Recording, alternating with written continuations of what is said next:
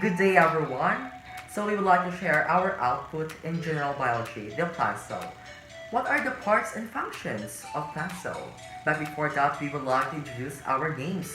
I am John Aurel Romero Lantacon, And Casey Haina. a grade 12 student from Duenas General Comprehensive High School. I would like to acknowledge also the presence of our general biology teacher, Mrs. Cynthia Balsena Trillia. Good day, ma'am. So what is a plant cell? All living organisms are made up of cells. Each part has specific function. All plants, since they are living organisms, are made up of cells. Besides a nucleus that holds all the plant's DNA, there are other organelles that every plant cell has. So what are the parts? First, we have the cell wall, the outermost portion of the plant cell. This is also part that animal cells do not have. The function of cell wall is to give the cell rigidity and support. Next, we have cell membrane. A cell membrane is a division between the outside environment and the inside protoplasm of the cell. The cell membrane is also called the cytomembrane or plasma membrane. It allows for the passage of certain compounds through channels that are highly regulated, therefore, it is semi-permeable layer. Next, we have the endoplasmic reticulum. It is a network of tubules and sac that is spread out through the cytoplasm of a cell. Its main function is to synthesize lipids and proteins for the cell. Next in line, ribosomes. Ribosomes are very small organelles that aid in synthesizing of proteins. They can either be attached to the ER or free-floating in the cytoplasm. Next, we have vacuole.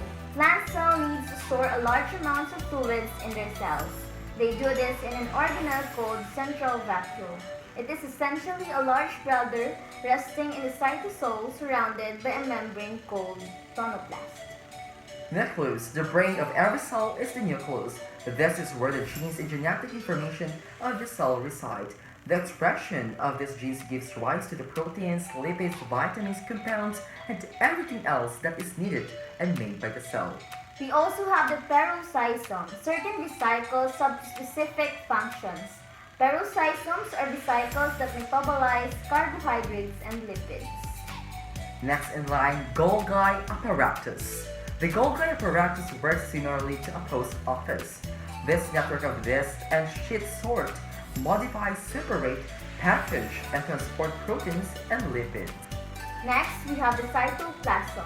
It is a gel-like fluid inside a cell. It is a medium for chemical reaction. It provides a platform upon which the other organelle can operate within the cell. Next, nucleus. The primary function of the nucleus is in facilitating ribosome biogenesis through the processing and assembly of rRNA into pre-ribosomal particles. Next, we have the mitochondria.